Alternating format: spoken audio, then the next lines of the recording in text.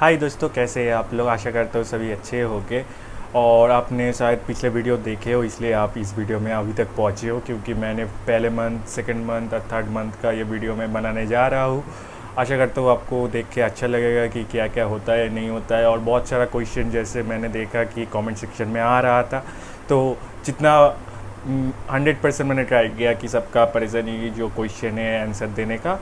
और जो कुछ कुछ रह गया है और जो लोग कमेंट सेक्शन नहीं देखे उनके लिए मैं ये वीडियो बना रहा हूँ, क्योंकि मैंने जो टारगेट दिया था, आप लोग जैसे प्यार दिखाए कि थोड़ा सा सपोर्ट दिखाए, लाइक किया, कमेंट किए, एंगेजमेंट दिखाए आपका कि हाँ आप भी इंटरेस्टेड हो जानने के लिए और मेरा वीडियो आपका काम का हुआ, तो इसके लिए धन्यवाद कि आपको आंसर मिला।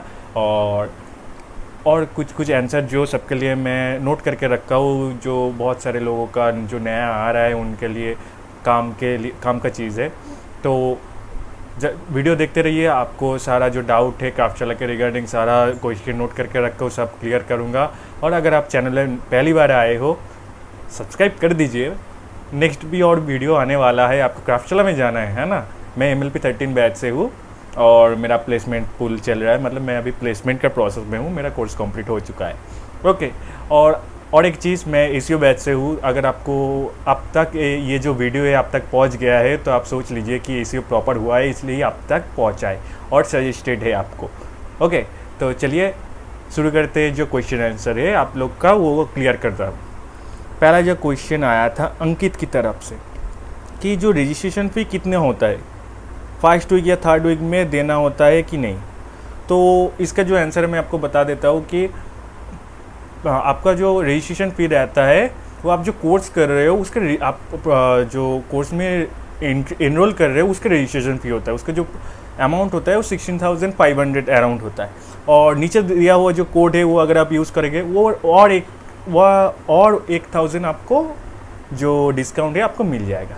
ओके, तो इसका आपको शायद क्लियर हो गया कि क्या है। और ये जो आपका देना होता है कि नहीं थर्ड वीक तक, तो देखिए पहली बात है, थर्ड वीक तक आपके पास चॉइसेस रहता है कि आपके लिए अगर कोर्स से सूट कर रहा है, आप डेली 10 आवर दे पा रहे हो, आपको सारे चीज़ें सिखाया जाता है, कैसे शेड्यूल होता है, कैसे आप जब कंपनी में जाते हो कैसे वर्क कल्चर रहता है, वो आपको ट्रेनिंग दिया जाता है। अगर आपको सूट करते हैं आप रह जाइए, अगर आपको सूट नहीं करता है आप छोड़ दीजिए। तो थर्ड वीक तक आप छोड़ सकते हो, तो आपको जो पैसा है रजिस्ट्रेशन पे वो रिफंड हो जाता है, बट उसके बाद नहीं होता है। तो चलते हैं सेकंड क्वेश्चन में। सेकंड क्वेश्चन में क्या है, ब्रो एक बार डिस्क्वालीफाई हो गया तो नेक्स्ट टाइम अप्लाई कर सकता हूँ कि नहीं। पहली बात, जो डिस्क्वालीफाई होते हैं वो स्क्रीनिंग टेस्ट में ज़्यादा डिस्क्वालीफाई होते हैं। देखिए, जो आपको चूज़ किया जाता है ना क्राफ्टशाला बैच के लिए, दो चीज़ आपको मेंटेन करना पड़ता है, या फिर आप पढ़ाई में अच्छे हो या फिर आप इंग्लिश में अच्छे हो। ठीक है, अगर आपको लगता है कि आपका इंग्लिश थोड़ा वीक है, कोई इशू नहीं, मेरा भी इंग्लिश वीक है, तो मैं भी कंप्लीट कर चुका हूँ, तो आप भी कर पाओगे।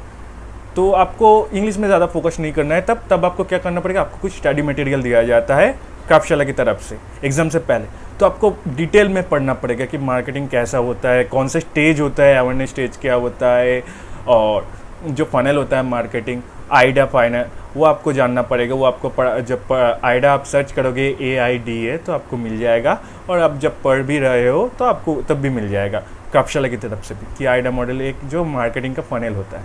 ओके, जो मार्केटिंग वाले हैं उनको पता ही होगा। ओके, तो ऐसा सीन है कि आप अगर डिस्क्वालीफाई भी होते हो एक बार, आप जितनी बार मर्जी दे सकते हो, कि वो आपका एक एंट्री लेवल है कि आप एंट्री कर रहे हो प्रोग्राम में।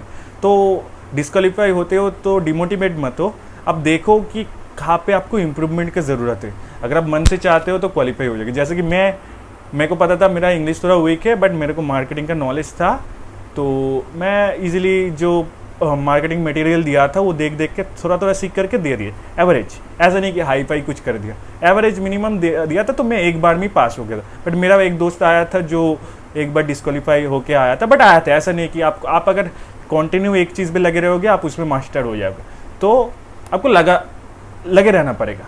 ओके, तो चलते नेक्स्ट क्वेश्चन में। नेक्स्ट क्वेश्चन में एक दीपेश परिहर करके जो था, धन्यवाद आपका कमेंट करने के लिए। तो आपने पूछा कि 26 आपका एज है तो आप एलिजिबल है कि नहीं। तो देखिए, पहली बात ये क्लियर कर देता हूँ कि सीखने का कोई एज नहीं होता। ठीक है, आपका अगर 50 साल भी है ना तो आप सीख सकते हो, बट आपको सीखने का जो नीड है, मतलब भूख होना चाहिए कि आपको सीखना है कॉन्टीन्यूसली, ठीक है। तो 26 बहुत कोई आपको मतलब बहुत कुछ एज नहीं हो गया आपका, आप अभी भी सीख सकते हो। ओके, आपका क्राफ्टशाला के बैच में मेरे साथ जो था और जो ट्यूटर था, हमारा मिनिमम उनका एज जो था मिनिमम 40 या 45 प्लस था, ठीक है। वो खुद डिजिटल मार्केटिंग का कोर्स सीख रहा है, ठीक है। तो सीखने का कोई एज नहीं होता, आप सीख सकते हो। नेक्स्ट जो क्वेश्चन है, United minds, it's really genuine feedback. भाई मैं 2 मंथ का रिव्यू बना चुका हूँ, आप पूरा वीडियो यूट्यूब में चेक कर लो कि मतलब पूरा रिव्यू जो है प्रॉपर तरीके से दिया है या नहीं फर्स्ट से सेकेंड मंथ का, क्योंकि मेरे को पता था कि हाँ आप लोग को जो जानना है वो आपके पास नहीं आ रहा है। क्या होता है, फर्स्ट वीक या फिर थर्ड वीक तक को रिव्यूज़ भी बनाते हैं, क्योंकि तब तो छोड़ने में पैसा तो मिल जा रहा है ना, तो एक्सपीरियंस शेयर करने में पैसा नहीं लग रहा, बट उसके बाद जाके क्या होता है नहीं होता है उसमें पैसा लगता है, ठीक है।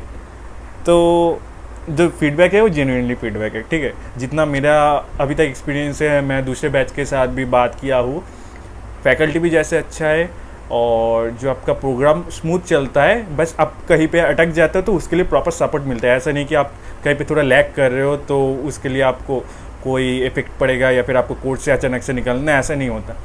जो आपको ज़रूरत पड़ता है चेक करता है, उसके अकॉर्डिंगली आपका जो सपोर्ट किया जाता है। एसएसटी टीम, एसएसटी मतलब जो होता है स्टूडेंट सक्सेस टीम होता है, वो पूरा जो प्रोग्राम में आप कहाँ पे अटक रहे हो, कहाँ पे आप इम्प्रूव कर रहे हो, आपका नंबर एक्सेट्रा सब हैंडल करता है, ठीक है। तो ये जेन्युइन फीडबैक। नेक्स्ट, अगर खुद से प्लेस हो जाते हैं तब भी फीस देना होता है। देखिए ये जो चीज़ है सबको ही आता है कि अगर हम खुद से प्लेस हो गए या फिर 4.5 से कम में हम खुद से प्लेस होके चले जाते हैं, तो आप अगर थर्ड वीक तक आप प्लेस होते हैं, अगर आप थर्ड वीक में सब कुछ सीख लिए उसके बाद प्लेस होते हो तो आपको पैसा भी नहीं लग रहा है, आप जा रहे हैं, बट थर्ड वीक में कुछ सिखाया नहीं जाता, सीखने का टाइम नहीं होता। अब मतलब हमने थर्ड वीक तक मतलब थर्ड मंथ तक जो कंप्लीट किया हो, अभी भी मुझे लगता है कि अभी बहुत कुछ है जो हमें मतलब सीखना बाकी है, जो काम करते करते हम लोग सीख पाएंगे। ऐसे ही नहीं कि थर्ड महीने में आप स्पेशलिस्ट हो गए, डिजिटल मार्केटिंग मैनेजर हो गए, ऐसा नहीं होता ब्रो। सीखना पड़ता है और प्रैक्टिकल जो नॉलेज होता है वो आपको टचअप मिलता है, बट आपको सीखने के लिए जब आपको कंपनी में इंटर्नशिप के लिए भेजा जाता है तब आपका जो नॉलेज है और इंक्रीज़ होता है। आप जितना काम करोगे उतना स्मूथ होगा और नया नया चीज़ सीख पाओगे। ओके, तो ऐसा करके अगर आप मतलब थर्ड वीक के बाद जो आपका क्वेश्चन था, अगर आप थर्ड वीक के बाद रह जा रहे हो, उसके बाद भी कुछ रहता है कि आप ऐसे ही तो नहीं छोड़ सकते, क्योंकि वो आपको प्रॉपर 3 महीने टाइम दे रहा है, 10 आवर का आप जैसे दे रहे हो वो लोग क्राफ्टशाला भी आपको टाइम दे रहा है ना। तो जो कोर्स है डिजिटल मार्केटिंग कोर्स या फिर कंटेंट मार्केटिंग कोर्स, तो पहली बात तो 3 वीक के बाद डिवाइड हो जाता है। आपका स्पेशलाइजेशन के ऊपर डिपेंड करता है, एसीओ, पेड मीडिया और सीएसएम में आप डिवाइड होते हो उसके अकॉर्डिंगली। तो आपको मतलब आप जब थर्ड महीने कंप्लीट कर रहे हो, करने के बाद आप अगर चाहते हो कि छोड़ने के लिए, तो उधर सडन कुछ चार्जेस लगता है कि आपको इतना पे करना ही पड़ेगा। मतलब अगर आप फर्स्ट महीने तक 2 महीने करके छोड़ना चाहते हो तो कुछ चार्जेस रहता है कि इतना अमाउंट तक आपको पे करना पड़ेगा, पूरा नहीं करना होता।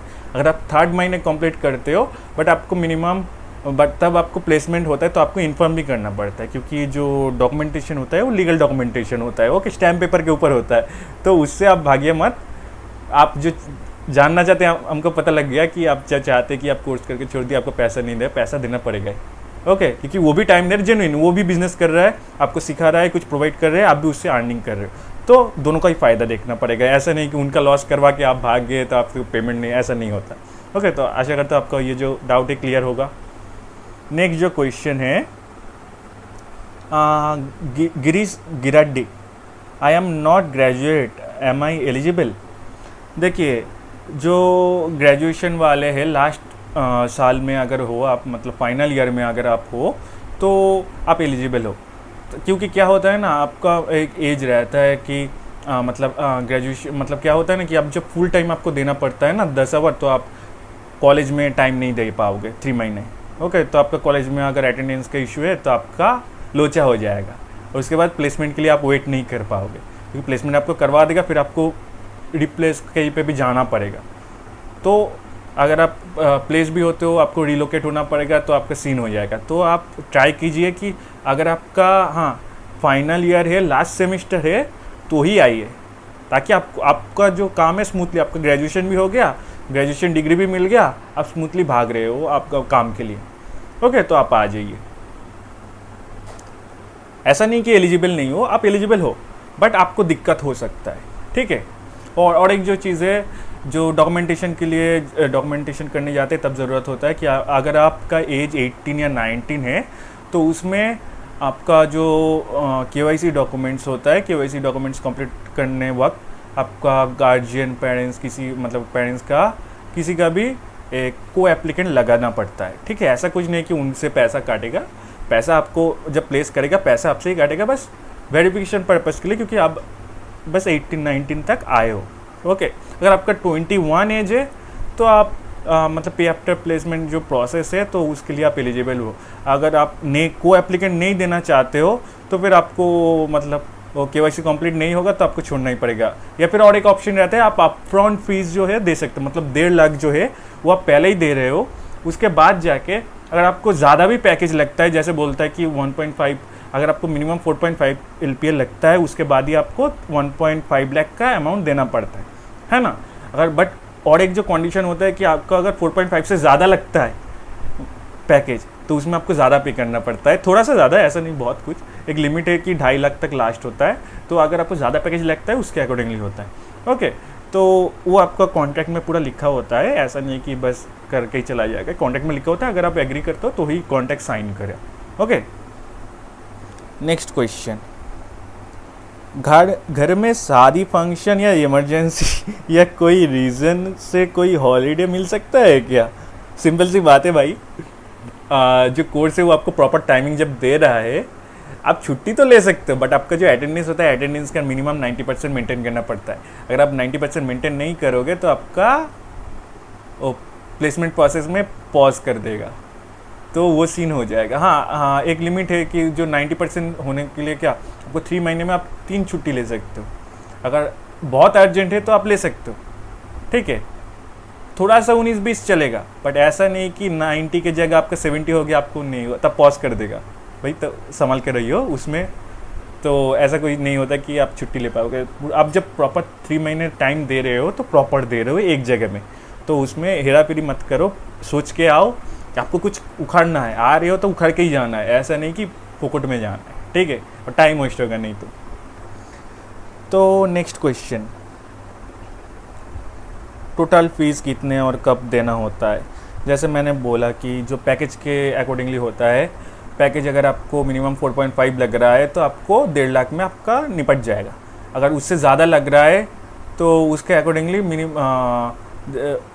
अराउंड सोच लीजिए कि आपका जो जितना भी पैकेज लग रहा है, पैकेज के अकॉर्डिंगली 3 महीने का आपका जो पेमेंट आपको कंपनी से मिलेगा, तो वो पूरा 3 महीने का आप कैलकुलेट करके आपको क्राफ्टशाला को देना पड़ेगा, फर्स्ट 3 महीने, ठीक है। उस ऐसे अकॉर्डिंगली आपको जो कैलकुलेट होता है, अगर आपको ज़्यादा पैकेज लग रहा है। ओके,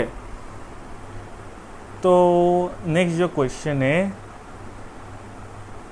अमित राठौड़ की तरफ से, नवीन मेरा स्क्रीनिंग टेस्ट क्लियर नहीं हुआ, 16 अप्रैल को दोबारा देना है। Weak area is overall communication and English comparison, what can I do, please reply and already subscribe. So thank you भाई सब्सक्राइब करने के लिए, क्योंकि सभी तो देख रहे हैं। अगर आपको अच्छा लग रहा है वीडियो, अभी बोल रहा है, थोड़ा सब्सक्राइब कर दीजिए, मेरे को भी मोटिवेशन मिलेगा नेक्स्ट वीडियो लाने के लिए। आपको भी आपका जो आंसर चाहिए, क्वेश्चन आंसर मैं दे रहा हूँ, है ना। ऐसा तो नहीं मैं फोकट में मतलब फ्री में आपको मतलब मेरा कोई फ़ायदा नहीं हो रहा है, आप बस देख रहे हो, या फिर आपको कोई फ़ायदा नहीं हो रहा है मेरा वीडियो देख के, आप बैठे हो, है ना। मैं आपको इन्फॉर्मेशन प्रोवाइड करूँ, अगर आपको अच्छा लग रहा है आप कर दीजिए सब्सक्राइब, तो नेक्स्ट वीडियो में भी आपको इन्फॉर्मेशन मिल जाएगा ऐसे ही, मैं भी खुश, आप भी खुश। तो चलिए 16 अप्रैल को दोबारा है वीक एरिया ओवरऑल कम्युनिकेशन। जैसे मैंने आपको बोला था कि कम्युनिकेशन ये एक आपका मेथड है कि आपको बस कम्युनिकेशन करना है, आपको बेसिक भी आता है तो आप एलिजिबल हो। ऐसा नहीं कि मतलब आपको मतलब प्रॉपर एक्सपर्ट होना है, फ्लुएंसी। भाई मैं भी गवर्नमेंट स्कूल से पढ़ा हूँ, वो भी वेस्ट बंगाल बोर्ड से, बंगाल से हूँ। ओके, तो मेरा इंग्लिश भी टेढ़ा वेढ़ा है, तो मेरा भी वैसा ही सीन है, तो ऐसा कोई सीन नहीं है, आप कर सकते हो। ओके, और इंग्लिश जो कम्युनिकेशन है, अगर आपको इंग्लिश कम्युनिकेशन वीक है तो आप मार्केटिंग वाले पार्ट में ज़्यादा फोकस करो, ताकि एक चीज़ में, दो चीज़ में आपको देखा जाता है, या फिर आप कम्युनिकेशन में अच्छे हो या फिर आपको मार्केटिंग में अच्छे हो, दोनों में से एक भी एलिजिबल हो गए तो आप सिलेक्टेड हो। ओके, तो आशा करता हूँ नेक्स्ट बार आप जो एग्ज़ाम दोगे वो पास कर जाओगे। ओके, तो ज़्यादा टेंशन मत लो, ईजी दो। हमने उतना सोचा नहीं था, ऐसे ही दे दिया था, लगेगा तो अच्छा है कर लेंगे, नहीं लगेगा तो करेंगे नहीं करेंगे, बट हमको डिजिटल मार्केटिंग में आना था, इसलिए हम टिक गए 3 महीने तक, कि 3rd वीक तक करके भाग नहीं गए। 10 घंटा मैं कभी भी नहीं पढ़ा हूँ, जेन्युइनली बोल रहा हूँ, स्कूल में भी कॉलेज में भी नहीं पढ़ा हूँ, इधर आके ही जो पढ़ा हूँ। ठीक है, करते करते आदत हो जाता है, पहले फर्स्ट वीक सेकेंड वीक में थोड़ा प्रॉब्लम होगा, समझ पा रहा हूँ, कोई इशू नहीं है। तो नेक्स्ट क्वेश्चन जो है, इंग्लिश नहीं आती है, क्या हम ज्वाइन कर सकते हैं? देखिए, जैसे बोला, इंग्लिश किसी को भी ज़्यादा नहीं आता, जितना क्राफ्टशाला में बैच है, ऐसा नहीं कि सबको हाई फाई लेवल का इंग्लिश है, किसी को नहीं आता है। बट जब क्राफ्टशाला में क्या होता है ना, आपको क्यों नहीं आता ये आपको सोचना पड़ा, जो गट है, जो डीप थ्रू आपको स्टडी क्यों नहीं आ रहा है, क्योंकि आपसे कोई इंग्लिश में बात करने वाला है ही नहीं है आसपास, है ना आप जेन्युइनली। तो अगर आप जब क्राफ्टशाला में आ रहे हो, सभी इंग्लिश में ही बात करता है। हाँ, जब पर्सनल सेशन होता है, कुछ फन एक्टिविटी या फिर डाउट रिजोल्यूशन, तब जब अगर समझ में नहीं आ रहा है तो हिंदी में बता देते हैं, ऐसा नहीं हिंदी किसी को नहीं, हिंदी सभी को आता है, बस डिपेंड करता है मैटर के ऊपर। ओके, बट जब आपको कॉन्टिन्यूसली बात करोगे, सुनोगे, नया नया वर्ड सीखोगे, आपको ऐसे ही रट जाएगा मन में कि ये बोलना आता है, बेसिक आ जाएगा। ऐसा नहीं आपको हाई पे, मेरे को अभी भी बेसिक से आता है, ऐसा नहीं कि मेरे का एक्सीलेंट है, क्योंकि दो टेस्ट होता है, BMI टेस्ट होता है, फंक्शनल टेस्ट होता है। मैं BMI में आपका कम्युनिकेशन चेक किया जाता है, तो मेरा डिसेंट है, लिख दिया था। बट कॉन्फिडेंस होना चाहिए, आप जब बात कर रहे हो आपको कॉन्फिडेंस होना है, गलत भी बोलो तो आपको कॉन्फिडेंस होना चाहिए।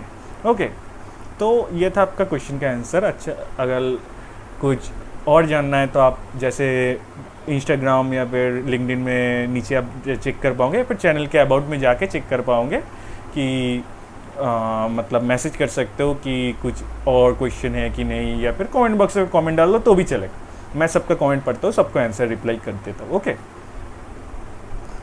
शिवम बोल रहा है, I also get selected from Craftshala MLP programme, but I have confuse between DMM और CSM course, can you please make a dedicated video on that? जी चलिए, ये आपका सबसे अलग क्वेश्चन है, इसका मैं बता देता हूँ। देखिए, DMM मतलब digital marketing course, okay, digital, और CSM मतलब content marketing course. Digital marketing जो होता है, डिजिटल मार्केटिंग का 2 डिवीज़न होता है, एक होता है SEO, सर्च इंजन ऑप्टिमाइजेशन, और एक जो होता है पेड मीडिया, मतलब एडवर्टाइजिंग। तो और CSM का क्या सीन होता है, CSM का होता है कि आपको कंटेंट, पूरा कंटेंट मार्केटिंग टीम होता है, मतलब आपको कंटेंट लिखने से शुरू करके Instagram handle, account handling, memes जो होता है, क्रिएटिव आइडिया आपको अगर आप सोच सकते हो, स्टोरी बना सकते हो, तो आपके लिए CSM सही है। अगर आप चाहते हो कि आपको सोचना या फिर इंग्लिश लिखने में थोड़ा डर लगता है, जैसे मेरा भी सीन है, तो वैसे आपका होता है कि आपको थोड़ा लिखने में या फिर बोलने में प्रॉब्लम होता है इंग्लिश में, या फिर आप क्रिएटिव नहीं हो उतना, मतलब क्रिएटिव मतलब ऐसा नहीं कि मतलब बेसिक से आता है, एडिट हो जाता है, बट क्रिएटिव मतलब एक एक्स्ट्रा ऑर्डिनरी, मतलब जो एड्स आता है ना, जैसे जोमेटो का, दूध मांगोगे तो खीर देंगे, फिर जो 10 मिनट में डिलीवरी करने वाला था वैसा, तो ऐसा आपको क्रिएटिव होना है तो आप CSM में जा सकते हो, मतलब कंटेंट मार्केटिंग। और अगर आपका थोड़ा मतलब लग रहा है वैसा नहीं है, मतलब आप सोचने में और इंग्लिश में थोड़ा दिक्कत है, तो आपको DMM प्रेफर किया जाता है, वही सही है। और DMM में आपको जब SEO में आ रहे हो, अगर आपको लग रहा है कि आप टेक्निकल सुन के आप सोचोगे कि सर्च इंजन ऑप्टिमाइजेशन में टेक्निकल भी आएगा, टेक्निकल मतलब आपको हाई फाई कोडिंग नहीं है, मैं कोडिंग बैकग्राउंड से हूँ, बट मेरे को कोडिंग से डर लगता था, ठीक है, बट मेरे को कोड पढ़ना आता है, बेसिक HTML और CSS पढ़ना आता है, बस देख के समझ पाओगे हाँ ये कोड जो है क्यों यूज़ किया है, तो उतना प्रॉब्लम नहीं होगा। और ऐसा नहीं कि आपको कोड लिखना पड़ेगा, कोड बस आपको मतलब कुछ कुछ कोड होता है जो किस लिए यूज़ होता है, वो बैठाना है, क्यों बैठाना है, वो आपको एसीओ में सिखाया जाता है। ठीक है, ऐसा नहीं पूरा कोड आपको लिख के पढ़ना पड़ेगा, आपको बस वो कोड लेके आपके पास टीम रहेगा जो पेज बनाता है, इंजीनियर लोग, तो उनका टीम रहेगा, तो उनको आपको बस देना है, वो लोग अप्लाई करेगा। ठीक है, बट आपको बस पढ़ना होता है कोड की कहाँ किस लिए क्या, वो सिखाया जाता है, दिमाग लगाने वाला सीन नहीं है। तो वो सुन के बहुत सारे भाग जाते हैं कि टेक्निकल भी है, डीप तो टेक्निकल नहीं रहता है, बेसिक्स है। और पेड मीडिया में आपको फेसबुक ऐड, इंस्टाग्राम ऐड, फिर गूगल ऐड कैसे किया जाता है, मतलब जो भी एडवर्टाइजिंग प्लेटफॉर्म रहता है उसके रिगार्डिंग आपको पढ़ाया जाता है। ठीक है, और एक जो चीज़ इंट्रोड्यूस किया गया है नया, जो ई कॉमर्स एड्स, मतलब ई कॉमर्स के लिए अलग से एक कोर्स। ई कॉमर्स में बेसिकली आपको ई कॉमर्स जो वेबसाइट रहता है, जैसे आपका शार्क टैंक पे बहुत सारे देखे हो, बोट खुद ही है ई कॉमर्स ब्रांड, फिर अमेज़ॉन फ्लिपकार्ट तो है ही है, उसके अलावा जिनका प्रोडक्ट बेस्ड कंपनी है, प्रोडक्ट सेल करना होता है, तो उनको बोला जाता है ई कॉमर्स। तो उनके लिए जो एडवर्टाइजिंग किया जाता है प्रेफर, मतलब स्पेसिफिक उनके लिए बस ई कॉमर्स वेबसाइट के लिए, तो इनको वो लोग ई कॉमर्स लेते हैं। तो उनका काम होता है कि ई कॉमर्स में ई कॉमर्स साइट्स में ऐड चलाना और ROI जनरेट करना। दो रिस्क होता है, एक होता है कि पेड मीडिया, और ई कॉमर्स में अगर आप जित कंपनी में रिटर्न ऑन इन्वेस्टमेंट जनरेट कर पा रहे हो तो आप टिक पाओगे कंपनी में, नहीं तो नहीं टिक पाओगे। एसीओ में क्या होता है, लॉन्ग टर्म प्रोसेस होता है, 6 मंथ 12 मंथ आप चिल कर सकते हो, एक्सपेरिमेंट कर सकते हो, बहुत अपने मर्जी से पेज को रैंक करवा सकते हो, आप आपके मर्जी से पेज में चेंजेस करवा सकते हो। आपके पास टीम रहेगा जो आपके लिए काम करेगा, 2 टीम रहेगा, एक जो टेक्निकल टीम रहेगा जो कोडिंग वगैरह पेज बनाता है, सेकंड जो टीम रहेगा जो CSM वाले आपके नीचे रहेगा।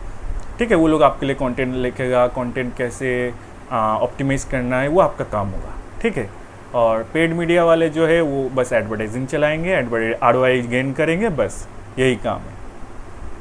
आशा करता हूँ ये क्लियर हो गया, ये 2 चीज़ क्या है। तो नेक्स्ट क्वेश्चन, अगर आपको अभी तक वीडियो फिर से अच्छा लगा हो तो सब्सक्राइब लाइक ठोक दीजिए जल्दी से, नेक्स्ट वीडियो और जल्दी आएगा। जो पिछले वीडियो में बताया था वो नहीं हो पाया, बट आप लोग को जो जेन्युइनली सपोर्ट दिखा रहे हो तो उनके लिए बहुत बहुत धन्यवाद। और आगे चल के शायद और भी वीडियो बना पाऊँगा, ऐसे ही आपको भी इंफॉर्मेशन दे पाऊँगा।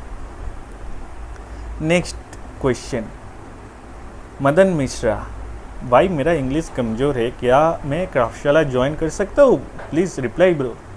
देखिए मदन भाई, इंग्लिश कमज़ोर होने का आपका ये वीकनेस नहीं है, ये आपके पास एक बेसिकली क्या बोलते हैं, एक्सक्यूज़ है सभी का ही। हम लोग डरते हैं कि क्या होगा, सब इंग्लिश में बोलता है, हम बोल पाएंगे, नहीं बोल पाएंगे तो क्या होगा। भाई करते करते ही सीखते हैं सभी, कोई पैदा होकर ही सीखे नहीं है। ठीक है, तो आ जाओ, चिल करो, सब टाइम के साथ हो जाएगा। जो होता है अच्छे के लिए होता है, कोई भी चीज़ मतलब बिना मतलब के नहीं होता है, सबके लिए एक टाइमिंग रहता है, आपको सब कुछ टाइम में मिल जाएगा। ठीक है, आशा करता हूँ इतना देर आपको जो वीडियो है अच्छा लगा होगा। आज के लिए वीडियो अब यही तक ही है, और नेक्स्ट वीडियो डालूँगा। आपको अगर इस बार कोई टारगेट नहीं दूंगा, आपको जो मन चाहिए आप लाइक सब्सक्राइब कर सकते हैं। इतना दूर तक अगर आप आ ही गए हो तो चैनल को सब्सक्राइब करके जाइए प्लीज़, और मिलते हैं नेक्स्ट वीडियो में। बाय।